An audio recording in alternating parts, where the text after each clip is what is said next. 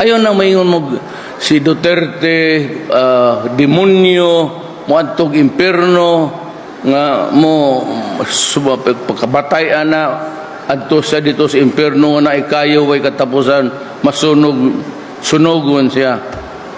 Ang akong giingon sa akong pamilya, ug mamatay ko, i-cremate ko, sunuga akong lawas, ang akong abo, iuli lang ato sa diin ko na tao, isabuag lang sa yuta. Mura. So pag abot na ko sa impyerno, unsa pa may sunugon ay putang inang Satanás.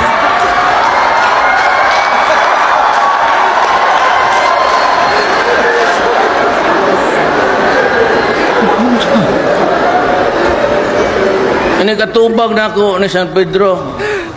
Kinsa ka man. Kaagda ko. Wa naman ko'y matuan. Kung sa man yung imong langit, kasod ta dali. Kinsa nga, nagariot lang. Ikaw dili ka kasod, daghang kag ipatay. Unya, daghang kag babay. Ingon ako si San Pedro, putang ina ka. Ikaw sa may buhat ni mo, naabaday sabong rin sa langit kung kadada ko magsunoy da.